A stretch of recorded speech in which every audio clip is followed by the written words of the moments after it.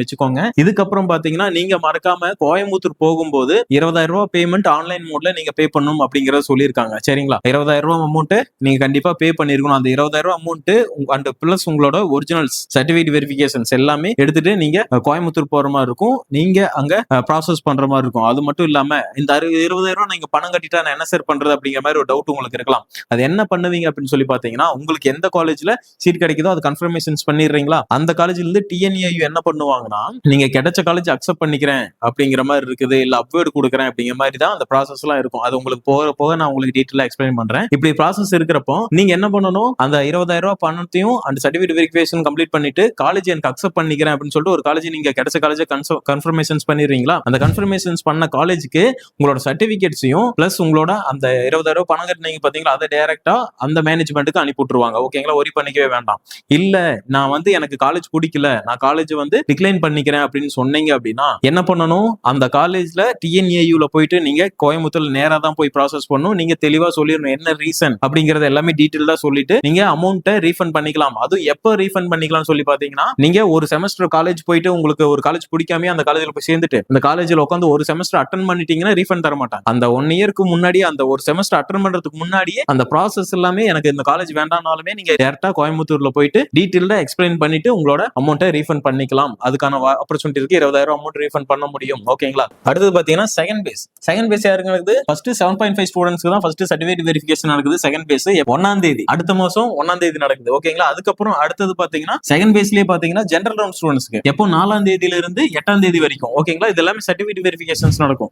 நீங்க அமௌண்ட்டை கொண்டு போயிட்டு நேர்ல சர்டிபிகேட் வெரிஃபிகேஷனையும் அமௌண்ட்டையும் பே பண்ற மாதிரி இருக்கும். இந்த டைம்ல தான் செகண்ட் பேஸ் ஸ்டூடண்ட்ஸ் உள்ள போற மாதிரி இருக்கும். உங்களுக்கு கால்ஃபர் பண்ணுவாங்க. செகண்ட் பேஸ் ஸ்டூடண்ட்ஸ் யாரு அப்படிங்கறத வெப்சைட்ல அனௌன்ஸ் பண்ணுவாங்க. எந்த ரேங்க்ல இருந்து எந்த ரேங்கிங் வரைக்கிற ஸ்டூடண்ட்ஸ் நேர்ல வரணும் அப்படிங்கறத சொல்லுவாங்க. எல்லாமே அப்டேட்லயே இருங்க. நான் உங்களுக்கு அப்டேட் பண்ணிட்டே இருக்கேன். ஒவ்வொரு ரவுண்டுக்கும் சொல்றேன். ஓகேங்களா? அடுத்தது பாத்தீங்க அப்படின்னா தேர்ட் பேஸ் 7.5 அடுத்தது நடக்கும் சர்டிபிகேட் வெரிஃபிகேஷன் 11ஆம் தேதி. ஓகேங்களா? அடுத்தது தேர்ட் ரவுண்ட்ல ஜெனரல் ரவுண்ட் ஸ்டூடண்ட்ஸ்க்கு எந்த டேட்ல இருந்து பாத்தீங்கன்னா 17ல இருந்து 19 இந்த டேட்ல தேர்ட் ரவுண்ட் ஸ்டூடண்ட்ஸ்க்கு போகும். தேர்ட் பேஸ்ல நடக்கிற ஸ்டூடண்ட்ஸ் சர்டிபிகேட் வெரிஃபிகேஷன்ஸ் போகணும். மொத்தமா 4 ரவுண்ட்ஸ். அடுத்ததா பாத்தீங்கன்னா தேர்ட் ரவுண்டுக்கு அப்புறம் ஃபோர்த் பேஸ்ல பாத்தீங்கன்னா 7.5 ஸ்டூடண்ட்ஸ் ஃபர்ஸ்ட் நடக்குது. 21ஆம் தேதி நடக்குது. ஓகேங்களா? நீங்க சர்டிபிகேட் வெரிஃபிகேஷன்ஸ் பண்ற மாதிரி இருக்கும். நேர்ல உங்களை கூப்பிடுவாங்க. கோயம்புத்தூர் கம்பல்சரி போகணும். ஃபர்ஸ்ட் 3,000 ரூபாய் அமௌண்ட் பே பண்ணிருங்க. பிசி எம்பிசி ஸ்டூடண்ட்ஸ் எல்லாமே. அதுக்கப்புறம் எஸ்சி ஸ்டூடண்ட்ஸ்க்கு 1,500 ரூபாய் பேமெண்ட் பண்ணிடணும். 20,000 ரூபாய் அமௌண்ட்டையும் கையில எடுத்துக்கோங்க. பிளஸ் தென் நீங்க சர்டிபிகேட்ஸும் வேலிடான சர்டிபிகேட்ஸ் நீங்க கொண்டு போகணும். இல்ல ரிஜெக்ட் ஆகும் வாய்ப்பு இருக்கு.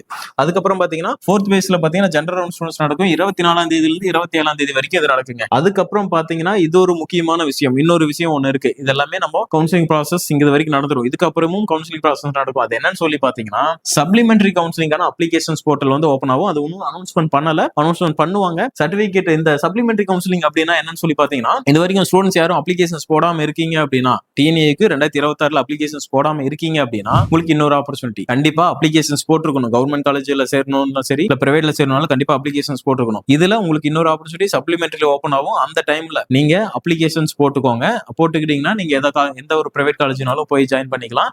சீட் வேகன்சி இருக்கிற காலேஜ்ல நம்ம சப்ளிமெண்டரி கவுன்சிலிங் மூலமா சீட் எடுத்துக்குவோம். ஓகேங்களா? இது ஒரு ப்ராசஸ் இருக்கு. அடுத்தது பாத்தீங்க அப்படின்னா காலேஜும் ஓப்பனிங் எப்ப இருக்கும் அப்படிங்கறது சொல்லியிருக்காங்க. பாத்தீங்கன்னா யூஜி அண்ட் டிப்ளமோ காலேஜ் கோர்சஸ்க்கு 9வது மாசம். ஓகேங்களா? அது என்ன மாசம் பாத்தீங்கன்னா செப்டம்பர் மாசம் 9ஆம் தேதி காலேஜஸ் ஓப்பன் ஆக வாய்ப்பு இருக்கு. எல்லா பக்கமும் காலேஜ் ஓப்பன் ஆகும். அந்த டைம்ல தான் அக்ரிக்கு அப்படிங்கறத சொல்லியிருக்காங்க. அது மட்டும் இல்லாம இன்னொரு விஷயம் ஒண்ணு நடக்கும் சார். ஸ்பாட் அட்மிஷன் சொல்லி ஒரு ப்ராசஸ் ஒண்ணு இருக்கு. 15ஆம் தேதி ஆன்வர்ட்ஸ் 15ஆம் தேதி ஸ்பாட் அட்மிஷன் நடக்கும். ஸ்பாட் அட்மிஷன் அப்படின்னா என்னன்னு பாத்தீங்கன்னா சீட் கிடைக்காத ஸ்டூடெண்ட் இல்ல எனக்கு பிடிச்ச காலேஜ் ஒரு காலேஜ் கிடைச்சிருச்சு அப்படின்னாலுமே அந்த காலேஜ் எனக்கு பிடிக்கல, நான் டைரக்டா ஒரு காலேஜ் எடுத்துக்கிறேன், வேற காலேஜ் ட்ரை பண்றேன் அப்படிங்கிற மாதிரி நினைக்கிற ஸ்டூடெண்ட்ஸ் எல்லாத்துக்கும் பாத்தீங்கன்னா இன்னொரு ஆப்பர்ச்சுனிட்டி இருக்கும். அது என்ன அப்படிங்கிறது ஸ்பாட் அட்மிஷன் பத்தி நான் உங்களுக்கு டீட்டெயிலா இன்னொரு வீடியோல எக்ஸ்பிளைன் பண்றேன். யார் இதெல்லாம் பார்ட்டிசிபேட் பண்ணலாம் அப்படின்ட்டு. இது பாத்தீங்கன்னா 15ஆம் தேதி நடக்குது. ஓகேங்களா? டைரக்டா நீங்க எந்த காலேஜ்ல படிக்கணும்னு நினைக்கிறீங்களோ அங்க சீட் இருந்தா உங்களுக்கு கண்டிப்பா சீட் கொடுப்பாங்க. ஸ்பாட் அட்மிஷன் இன்னொரு ஆப்பர்ச்சுனிட்டி இருக்கு. ஓகேங்களா? எல்லாத்துக்கும் உங்க ஃப்ரெண்ட்ஸ்க்கு எல்லாத்துக்கும் இந்த வீடியோவை ஷேர் பண்ணி வச்சிருங்க. டிஎன்ஏயோட